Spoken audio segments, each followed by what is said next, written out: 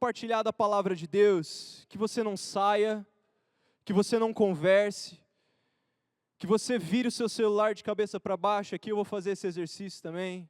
Que se alguém cutucar aí no seu ombro para conversar com você, você fala assim, pera aí, meu irmão, eu quero receber aquilo que Deus tem para mim nessa noite, amém? Que você dê liberdade para o Espírito Santo ministrar no teu coração. Hoje, nós estamos finalizando a série de mensagens que nós trabalhamos ao longo desse mês de novembro, responsabilidade que transforma vidas. Nós vimos sobre nós assumirmos uma responsabilidade com a minha vida pessoal em Cristo, com a minha família, com a minha cidade, com a missão. Se você não viu as mensagens passadas, você pode acessar o nosso canal do YouTube, vai ter lá gravado, ou o nosso canal no Spotify. Vai ter lá as mensagens gravadas que você pode ser abençoado pelo aquilo que Deus tem para a sua vida. Mas hoje nós vamos juntos ser encorajados, meus irmãos, com o privilégio de assumirmos a responsabilidade com aquilo que Cristo é apaixonado. A igreja. Responsabilidade com a igreja local, amém? Irmãos, eu quero compartilhar de uma forma resumida a história da nossa igreja local. A história da nossa igreja. Há alguns anos atrás, missionários japoneses vieram ao Brasil com o coração pegando fogo em anunciar o Evangelho. E esses missionários plantaram uma igreja no sul do nosso país, em 1958. E era uma comunidade de japoneses, de pessoas que falavam japonês mesmo. E ali eles começaram o que nós conhecemos hoje como Igreja Holiness. E conforme a igreja ia crescendo, a comunidade japonesa ia aumentando, mas a comunidade brasileira também ia aumentando naquele lugar. Então você imagine um culto em japonês com brasileiros participando. E esse número de brasileiros na comunidade da Holiness foi aumentando. E nisso se viu a necessidade de criar uma ala brasileira na igreja. E em 1962, por uma questão de praticidade linguística e cultural, a ala brasileira desmembrou da ala japonesa da Holiness. E mais tarde, essa ala brasileira veio a se chamar Igreja Missionária, desmembrada da Holiness. Essa igreja missionária, no sul do nosso país, ela foi crescendo, plantando outras igrejas, foi se estruturando até que se tornou a nossa denominação. E em meio a muitas igrejas sendo plantadas, no mesmo ano, em 1962, um pastor chamado João Evangelista foi obediente a um chamado de Deus em implantar uma igreja na nossa cidade, aqui em Carapó. E ele veio para cá com a sua família e deu início na casa de alguns irmãos, o que mais tarde se tornaria a Igreja Missionária de Carapó. Se tornaria esse ambiente que nós estamos aqui.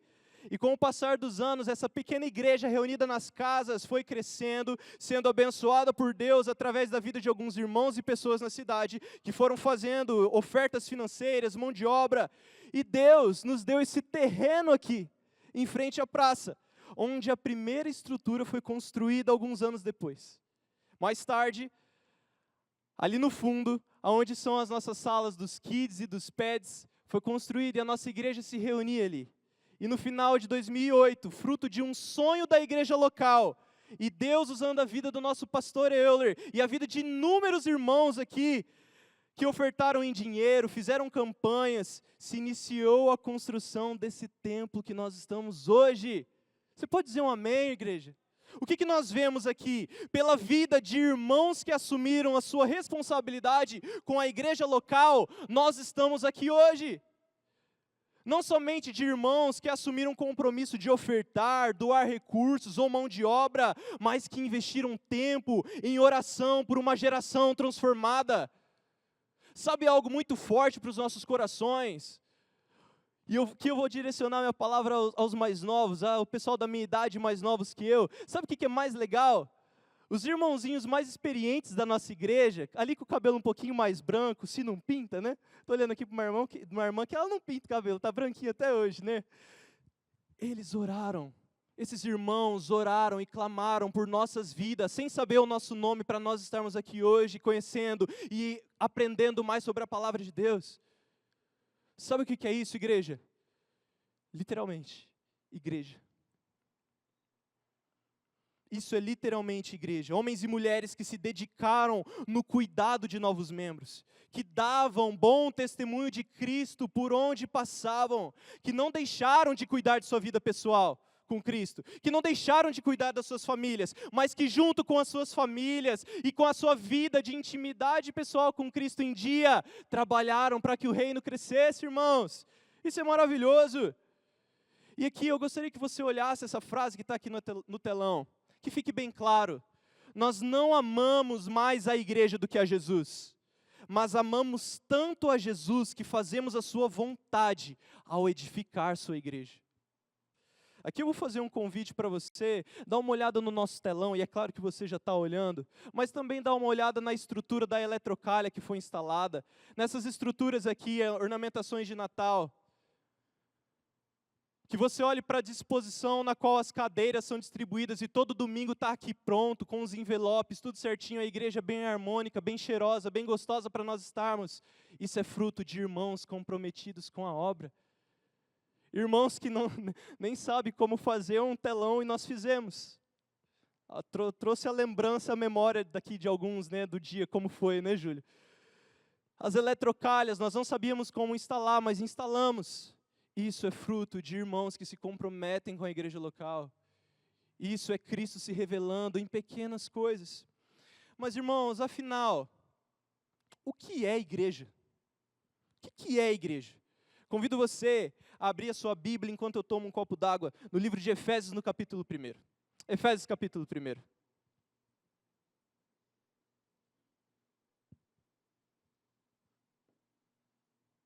O verso 22 e 23, o apóstolo Paulo vai escrever à igreja de Éfeso a seguinte coisa: Deus submeteu todas as coisas à autoridade de Cristo e o fez cabeça de tudo para o bem da igreja.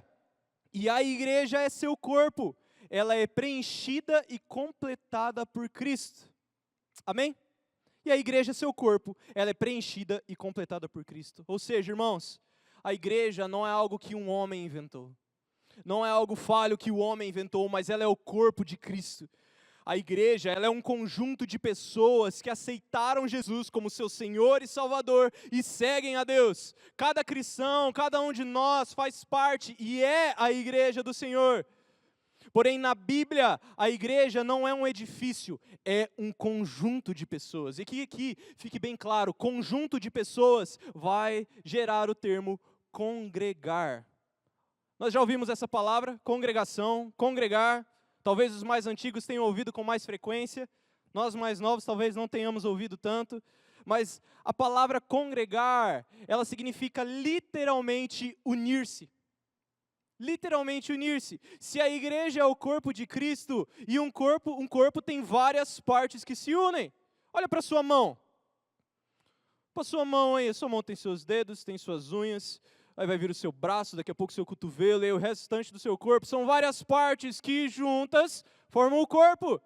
Agora eu imagino você na madrugada levantando da sua cama para ir tomar uma água, e a casa está toda escura, e aí você vai lá e sem querer trupica, porque você está descalço, a não ser que você durma de tênis. Você vai lá e você dá com a pontinha do seu dedo mindinho numa parede. A parede que está lá desde sempre, mas de madrugada você vai lá e topou. E aquele dedo mindinho, que normalmente a gente nem liga, vai doer. E dói demais, né, meus irmãos? Olha o que Paulo vai falar em 1 Coríntios, no capítulo 12, o verso 12. O corpo humano tem muitas partes, mas elas formam um só corpo. E o mesmo acontece com relação a Cristo. Agora no versículo 19, do mesmo capítulo. O corpo deixaria de ser corpo se tivesse apenas uma parte. Assim, há muitas partes, mas um só corpo. O olho não pode dizer à mão, eu não preciso de você. E a cabeça não pode dizer aos pés, não preciso de vocês. Irmãos, a igreja, bem da verdade, é que a igreja ela é um milagre. Ela é um milagre. Imagine pessoas completamente diferentes convivendo juntas, tendo conflitos entre si, claro, mas ainda assim, perdoando, ouvindo, permitindo ser corrigido e exortado. Essa é a igreja do Senhor, é um milagre. Somente Jesus poderia proporcionar algo assim. A igreja, ela é a expressão do milagre de Cristo na cruz. Pessoas cheias de defeitos e falhas que foram alcançadas e lavadas pelo sangue de Cristo. Palmeirenses, flamenguistas convivendo juntos. E corintianos ali no meio também. Pessoas com diferenças tamanhas convivendo no mesmo ambiente, com diferentes formas de enxergar o mundo, mas diminuindo a sua razão a fim de que Cristo seja exaltado. Essa é a igreja do Senhor. Irmãos, quando nós formos embora e nós fecharmos esse templo aqui, esse auditório, as luzes se apagarem, isso aqui vai ficar vazio, irmãos. Isso aqui vai ficar vazio, e se não tiver manutenção, se não tiver pessoas para cuidar, isso aqui vai apodrecer, e com o tempo vai ser desgastado. É por isso que a igreja ela é feita de pessoas. É por isso que a sua presença no corpo de Cristo é tão importante. Da mesma forma como um dedo mindinho se torna tão importante quando nós sentimos dor. Irmãos, esse é o corpo de Cristo, é a igreja. E aqui nós chegamos num termo que eu gosto muito, a igreja local. Essa comunidade que nós pertencemos e nos reunimos, onde nós dividimos os nossos dias, nossas dores, os nossos testemunhos, onde nós compartilhamos aquilo que nosso coração está aflito, quando nós compartilhamos o que tem nos feito, que Jesus tem feito em nossas vidas, essa é a igreja local. É quando nós estamos aqui reunidos, não no nome do pastor Euler, não no meu nome, não no nome da equipe pastoral, muito menos no nome da igreja missionária, mas reunidos no nome de Jesus Cristo, para compartilhar e para celebrar das boas novas do Evangelho através das nossas vidas, para celebrar a misericórdia do Senhor revelada a nós e revelada na vida do próximo. E é por isso, irmãos, a importância de nós pertencermos a uma só comunidade, debaixo da direção de um líder, que se submete à direção de Cristo e não à sua vontade. Quando Jesus ressuscita e ele ascende aos céus, ali no livro de Atos, ele deixa uma promessa de que ele voltaria para buscar a sua igreja. Mas até lá, essa igreja deve estar unida. Essa igreja deve estar reunida. E é por isso que o próprio Jesus capacita homens e mulheres para guiarem a igreja em direção a uma vida de santidade. Aqui na nossa igreja, na nossa comunidade local, nós temos a equipe pastoral, nós temos a liderança, nós temos a comissão executiva com o objetivo de servir a vida dos irmãos.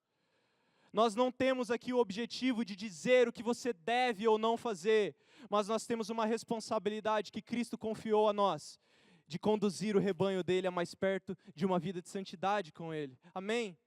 É por isso que no livro de Hebreus, o capítulo 10, o verso 25, vai dizer a seguinte coisa: e não deixemos de nos reunir como fazem alguns, mas encorajemo-nos mutuamente, sobretudo agora que o dia está próximo.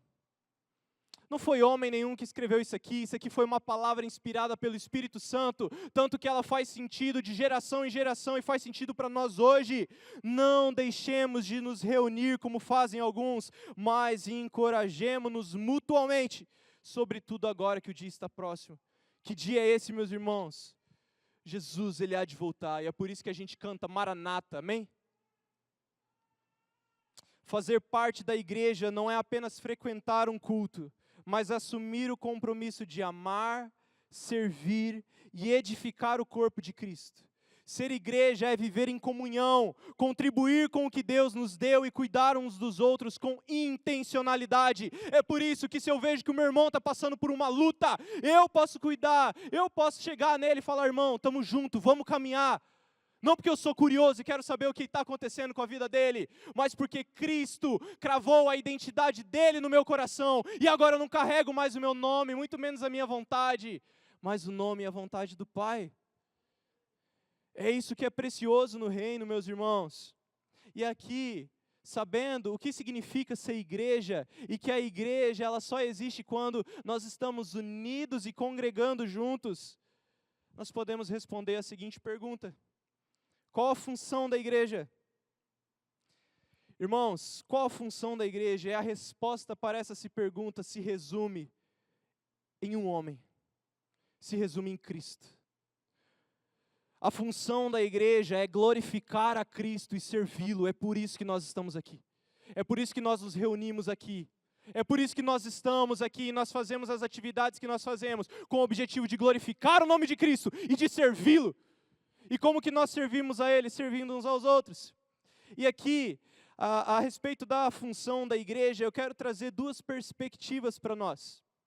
Uma, como responsabilidade pessoal de cada um, e a segunda, como igreja reunida. A responsabilidade particular de cada um no corpo é viver uma vida de santidade. Olha comigo, 1 Tessalonicenses capítulo 4, versos 7 e 8. Pois Deus nos chamou para uma vida santa e não impura.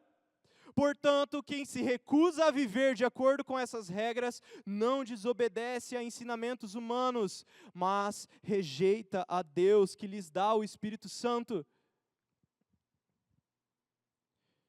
Irmãos, isso deve estremecer os nossos corações, pois Deus nos chamou para uma vida santa e não impura. Sabe o que isso significa? Uma vida santa, ela não significa eu viver uma capa de bom cristão e exalar para todo mundo dizendo assim, eu sou melhor do que vocês, mas uma vida de santidade, ela se revela quando ninguém está olhando.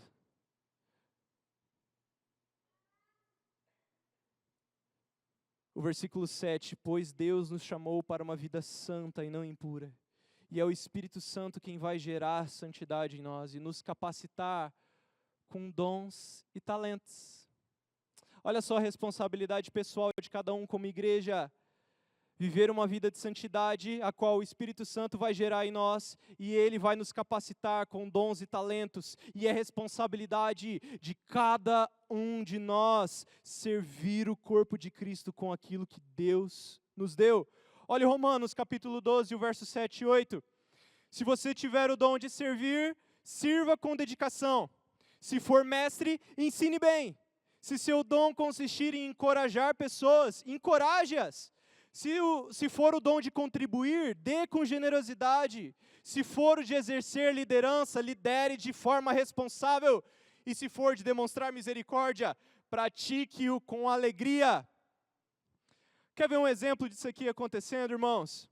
Nós estamos aqui reunidos.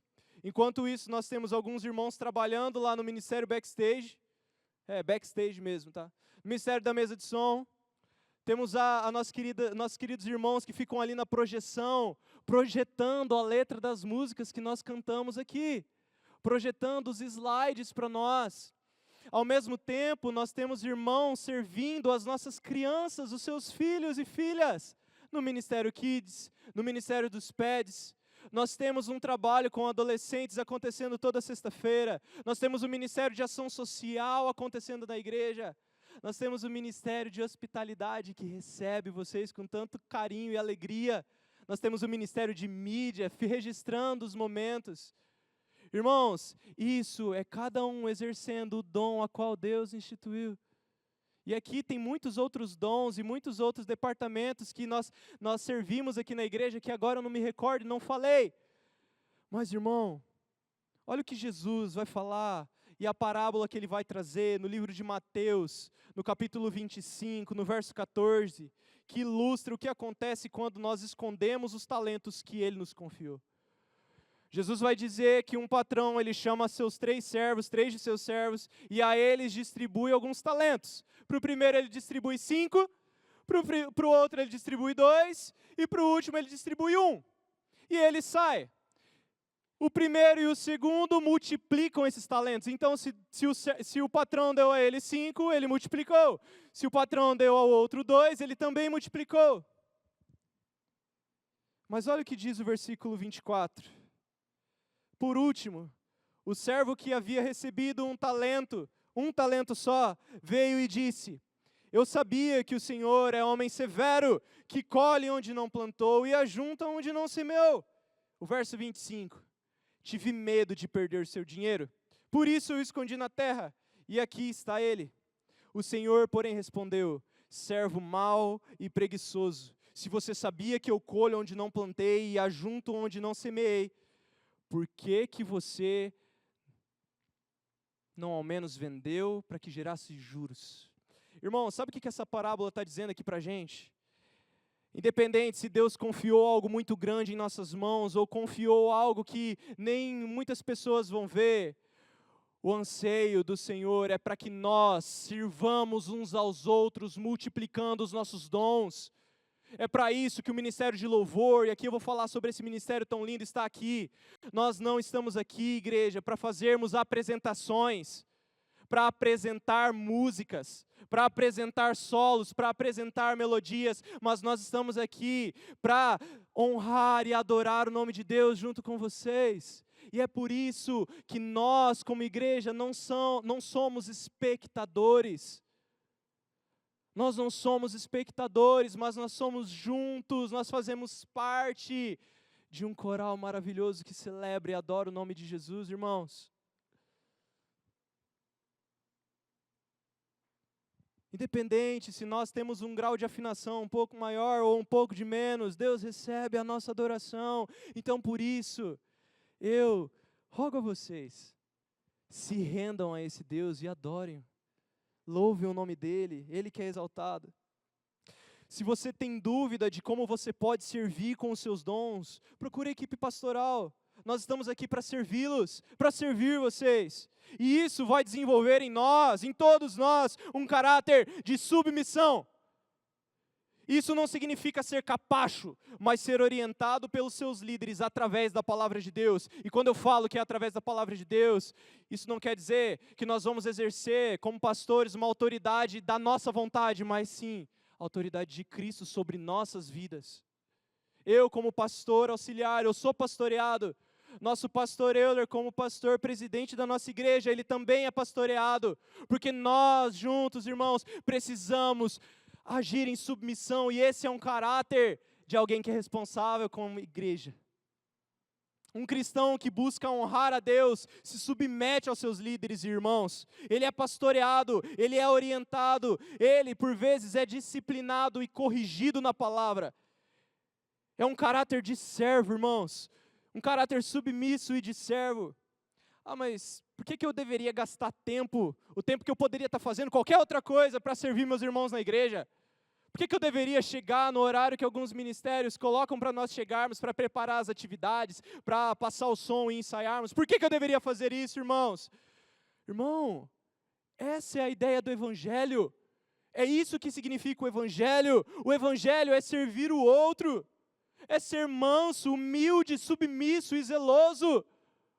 O Evangelho não tem a ver com eu ouvir uma verdade, o Espírito Santo me capacitar com um dom e talento, e eu for lá e guardar ele só para mim e enterrar ele. De nada vai adiantar, meus irmãos. De nada vai adiantar. Os nossos dons e talentos e a nossa vida como igreja é justamente para nós servirmos a nossa comunidade e servirmos as pessoas que ainda não conhecem a Cristo.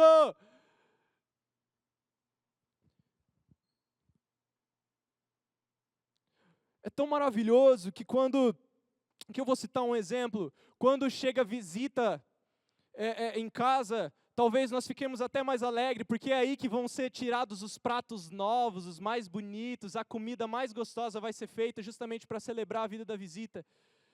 Irmãos, Jesus nos chama a fazer comida gostosa e a tirar os pratos novos no dia a dia. Isso significa servirmos uns aos outros. Isso significa nós criarmos amizades e laços que vão nos levar para perto de Cristo e não nos distanciar dEle. Isso é servir a Cristo. Eu amo tanto a Cristo, meus irmãos, que meu coração pega fogo de falar o tanto que Ele tem me amado e o tanto que Ele tem se provado real, mesmo que Ele não precise. Mas todos os dias, meus irmãos, a minha família, a minha noiva, nós temos experimentado a boa, agradável e perfeita vontade do Senhor, por vezes dolorosa, que por vezes tira noites de sono, mas a doce presença do Espírito Santo, meus irmãos. E é por isso que uma das formas que eu acho mais linda de Cristo se revelar a nós é através da vida dos irmãos. Querido, quando você tiver um tempo, converse com algum irmão da sua igreja local e ouça as histórias que ele vai contar para você daquilo que Deus tem feito na vida dele. Por quantas vezes irmãos aqui compartilharam comigo alguma coisinha num tempo ali rapidinho, ou num tempo um pouquinho mais demoradinho, e eu fui abençoado, irmãos, Cristo se revelando através de pessoas. Porque ao nós aceitarmos Cristo como Senhor e Salvador de nossas almas, e ao Espírito Santo gerar e frutificar em nós, e Ele habitar em nós, nós vamos exalar o bom perfume de Cristo. Queridos, esse é o convite de Cristo a nós. Jesus nos convida a responder 2 convites. O primeiro deles, aceitá-lo como Senhor e Salvador. E o segundo, caminhar com Ele.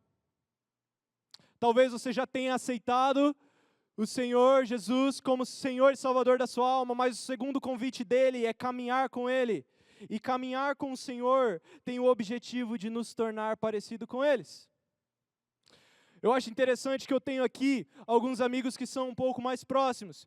E quanto mais tempo eu passo com eles, mais parecido com eles eu fico. E mais a gente começa a falar a mesma coisa, e quando vê a gente está falando a mesma linguagem.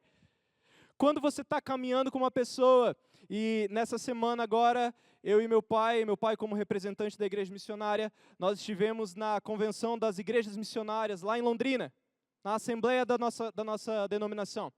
E eu fui com meu pai, a gente dividiu ali horas de viagem, um estava dormindo e o outro estava dirigindo, né, porque nem sempre nós estávamos ali conversando, mas horas de viagem, tivemos um imprevisto ali no meio do caminho, o carro quis fazer uma surpresa, uma brincadeirazinha ali com a gente, e a gente demorou mais do que a gente deveria para chegar. Na volta, a mesma coisa. E ali, mais de 10 horas, junto com meu pai, eu tive o privilégio de escutá-lo como eu nunca havia escutado antes, meus irmãos. De ouvir histórias que eu procurava ouvir de pessoas famosas no Instagram, de pessoas famosas aí fora, mas que o meu pai testemunhou para mim. Estava do meu lado. E aqui, meus irmãos, o convite de Jesus para nós é nós caminharmos lado a lado com Ele, para nós nos tornarmos mais parecidos com Ele, irmãos. Esse é o nosso Jesus, esse é o nosso Cristo. E isso nos leva para a segunda e última perspectiva, responsabilidade como uma igreja reunida. Nós vimos a responsabilidade de cada um, e agora nós vamos ver a responsabilidade de como igreja reunida. Jesus não veio para a terra e ficou isolado, mas Ele estava com pessoas, caminhava com pessoas, formou discípulos, chorou, se alegrou com pessoas. Nesses últimos dias, irmãos, eu estava enfrentando algumas dificuldades, e dificuldades essas que me levaram a um momento de solitude, ao momento de eu ficar um pouco mais quieto, porque eu sou uma pessoa que gosta de estar com pessoas. E quão difícil é isso, irmãos?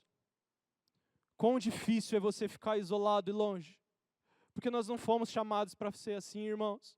Nós somos chamados para ter comunhão, para criar laços, e laços esses que glorifiquem o nome de Jesus. É para isso que nós estamos aqui, é para conversar mesmo. Não agora. Não agora, tá? Mas nós estamos aqui justamente para isso, para dividir histórias, para compartilhar histórias e para ver o quão bom Jesus tem sido nas nossas vidas. Ah, meus irmãos, se nós formos inventar de viver uma vida isolada, sabe o que vai acontecer com a gente? A gente vai morrer.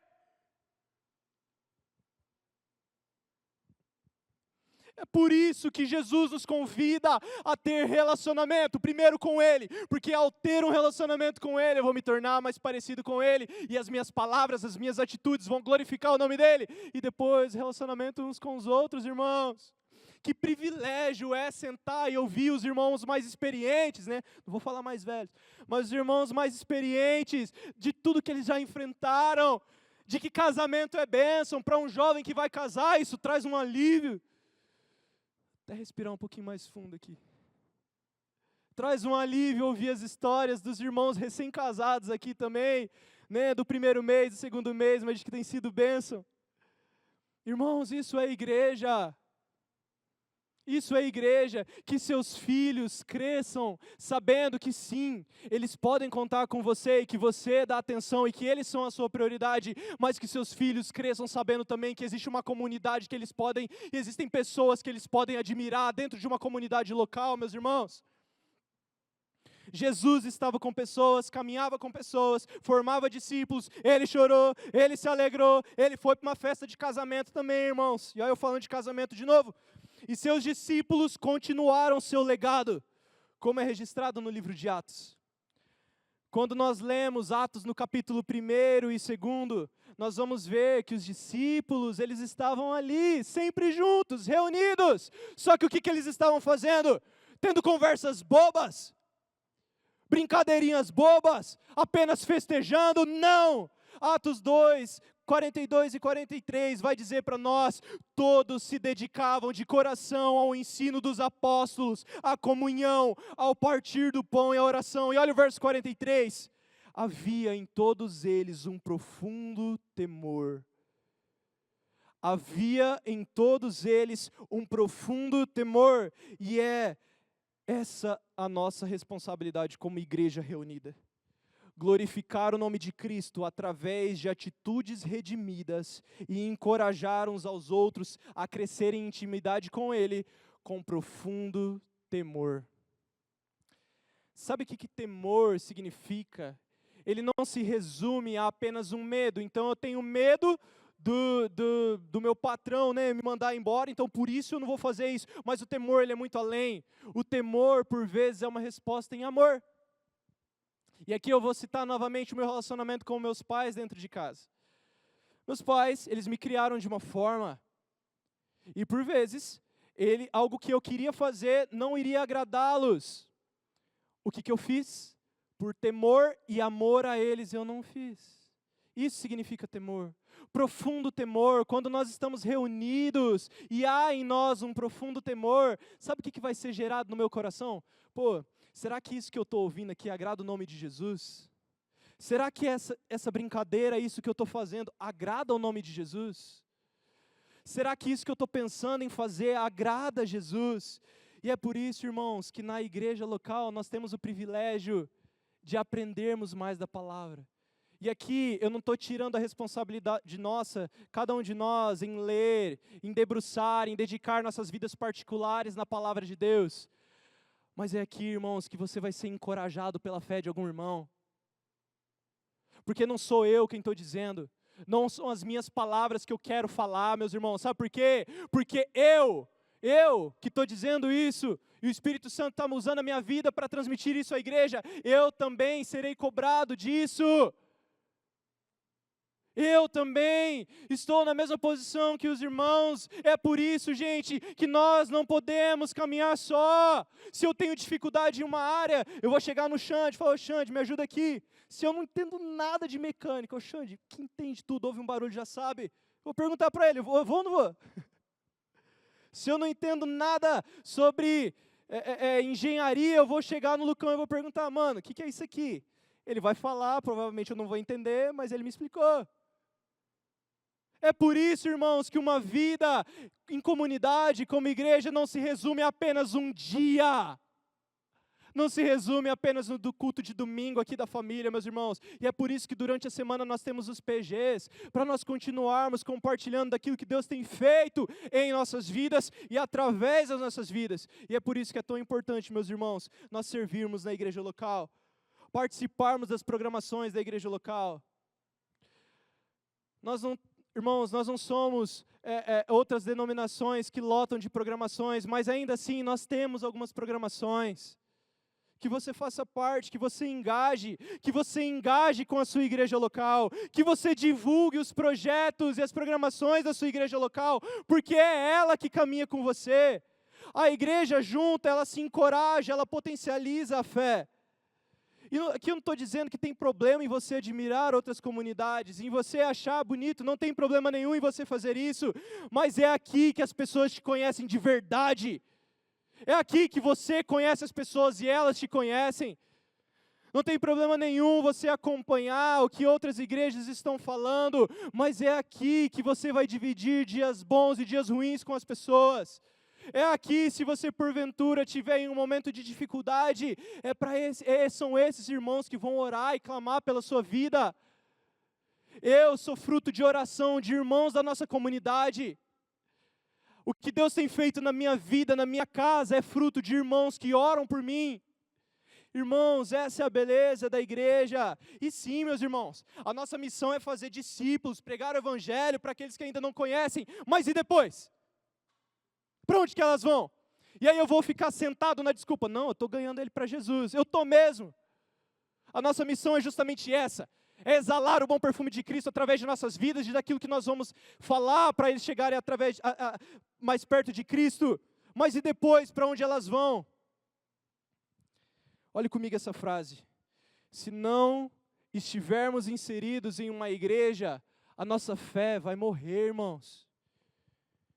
Se nós não estivermos inseridos em uma igreja local, a nossa fé vai morrer. Sabe por quê? Nós vamos ser bombardeados por notícias ruins, e é o que mais temos visto. Nós vamos ser bombardeados por ataques de ansiedade, com medo do que vai acontecer de agora para frente. E é por isso que se nós não estivermos unidos como igreja, a nossa fé vai morrer, irmãos. Portanto, não deixem de se reunir como igreja, ainda mais agora que o dia está próximo. Jesus vai voltar, meus irmãos. Quando você ouvir isso, o que isso provoca no seu coração? O anseio, dizendo Maranata, ou uma preocupação. E é por isso que Deus instituiu a igreja, para edificar, encorajar e direcionar seus filhos a Ele. Quando nós olhamos as cartas de Paulo, e ao longo das cartas de Paulo, nós vamos ver as suas prisões. E nós vamos ver que mesmo preso, ele estava com um ânimo fora do comum. Ele se lembrava das igrejas plantadas, dos irmãos que se encorajavam, que davam bom testemunho. Olha só, 1 Tessalonicenses, o capítulo 2, o verso 17 e depois o 19 e o 20. Irmãos, depois de um breve tempo separado de vocês, embora nosso coração nunca tenha os deixado, esforçamo-nos por voltar a vê-los pela grande saudade que sentimos. O verso 19. Afinal, o que nos dá esperança de alegria? E qual será a nossa magnífica recompensa e coroa diante do Senhor Jesus quando Ele voltar? Serão vocês. Sim, vocês são o nosso orgulho e nossa alegria. Sabe por quê? Porque Jesus é nítido na vida de vocês. E não há elogio maior para um cristão do que uma pessoa chegar e dizer: eu vejo Jesus em você. Não para que o nosso nome seja exaltado, irmãos. Não, muito longe disso, porque nós somos pó, nós somos falhos. Eu provavelmente vou decepcionar, se eu já não decepcionei você. Mas, irmãos, Cristo vive em nós. E à medida em que nós temos intimidade, à medida em que nós nos relacionamos com Ele, que o caráter dEle nos molde, que o nosso seja jogado ao pó, que aquilo que nós acreditamos, que aquilo que nós achamos, que aquilo que nós pensamos, seja quebrado e transformado pelo ser de Cristo em nossas vidas. Paulo, no fim de sua vida, registrado lá no 4º capítulo de 2 Timóteo, ele está lá quase para morrer, e ele se lembra na fé de alguns irmãos, em específico do irmão Timóteo. Eu vou fazer uma pergunta e você responde no seu coração. Já teve algum momento de dificuldade que você se lembrou de algum irmão e ali te deu um pingo de encorajamento, irmãos? Por mim acontece raro, mas com frequência. Essa é a nossa responsabilidade com a igreja. Essa é a nossa responsabilidade com a igreja local e como igreja. Olhe comigo essas duas frases. Assim como o corpo depende de cada membro para funcionar bem, a igreja depende de cada um de nós para cumprir sua missão no mundo. Irmãos, aqui eu vou citar o exemplo dos irmãos que pedalam. Você já viu a panturrilha de um atleta de bike? A panturrilha do cara é grande. Eu fui descobrir que a panturrilha era necessária ali para pedalar quando fui fazer educação física, ali eu estudei anatomia. Irmãos, a panturrilha do cara é gigante, cara. Mas para mim que a força era só feita aqui, aí você vai descobrindo. Irmãos, assim como o corpo depende de cada membro para funcionar bem, a igreja depende de cada um de nós para cumprir sua missão no mundo. A segunda frase, ter responsabilidade com a igreja local, é entender que não somos espectadores, mas participantes ativos do que Deus está fazendo. É por isso, irmãos, que tudo bem você vir, você ser simpatizante, você frequentar os cultos de domingo, isso é maravilhoso, a obra de Jesus está sendo feita na sua vida, mas é maravilhoso demais nós servirmos a Jesus, meus irmãos. É maravilhoso demais nós sairmos do ministério de espectador, que isso não existe. Não existe ministério de ficar ilustrando cadeira, irmãos. Igreja local não é um lugar para nós fazermos o que nós quisermos ou o que nós achamos, porque a igreja tem um Senhor, e a igreja sim tem um dono, e o nome dele é Jesus Cristo. A igreja não é o local para eu fazer aquilo que eu acho, aquilo que eu quero, aquilo que eu acho que é certo, para eu falar aquilo que eu acho que é certo, mas a igreja é um local para Cristo ser glorificado e para Cristo ser servido. A igreja tem sim um dono e um Senhor, e Ele morreu numa cruz, mas ao terceiro dia ressuscitou. E é isso que Ele nos chama a fazer, servir uns aos outros, encorajar uns aos outros, servir na igreja local, glorificar a Ele. E qual que é o destino da igreja? Para onde nós vamos? A igreja, meus irmãos, ela é comparada a uma noiva que aguarda o noivo vir buscá-lo. Minha noiva está aguardando eu ir buscar ela. Assim eu espero. A igreja ela é comparada a uma noiva que aguarda o noivo vir buscá-la. O noivo é Cristo e a igreja é a sua noiva, meus irmãos. A igreja é a noiva de Cristo, nós somos a noiva de Cristo e isso é muito sério. Isso é muito sério, meus irmãos. Jesus está voltando, Ele vai voltar. Isso é muito sério, isso é real. Isso é verdade, meus irmãos. Jesus vai voltar.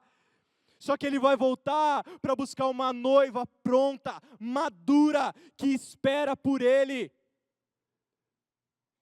Uma noiva que espera por Ele, que não espera pelo 13º. E sim, meus irmãos, 13º é bênção e você vai receber, né? Mas Jesus vai voltar para buscar uma igreja que espera por Ele, que glorifica o nome dEle, que abandonou as práticas e as brincadeiras imaturas, mas que serve e caminha com os irmãos rumo a Cristo, e até que Ele venha, a igreja vai brilhar a luz de Jesus, amém? Até que Ele venha, nós vamos brilhar a luz de Jesus, e essa é a nossa responsabilidade com a igreja local e como igreja. Eu convido você a colocar a mão no seu coração, curvar a sua cabeça, fechar os seus olhos, e pensar um pouco sobre como que tem sido a sua vida como igreja. Se você ainda não aceitou Cristo como Senhor e Salvador da sua alma, eu estou aqui para dizer nessa noite, prove e veja o quão bom Ele é. Eu já provei e experimentei o quão bom é ter Cristo como Senhor e Salvador. Mas, por muito tempo, eu deixei de responder a segunda pergunta dele, o segundo convite dele, de caminhar com Ele. Que nessa noite você pense sobre com quem você tem caminhado. E que você decida todos os dias caminhar com Cristo. E ao caminhar com Cristo, você vai começar a agir como Ele, pensar como Ele, amar as coisas que Ele ama. E quando você olhar para os olhos de Cristo, você vai ver que Ele ama a igreja. E que Ele ama pessoas. E que como igreja nós estamos aqui reunidos para glorificar o nome de Cristo, servir uns aos outros e anunciar a todos que Jesus é bom. Em Teu nome nós oramos, ó Pai. Nós Te glorificamos. E eu decido, Jesus, assumir a responsabilidade como igreja e com a minha igreja local. Em Teu nome eu oro, no santo nome de Jesus. Amém?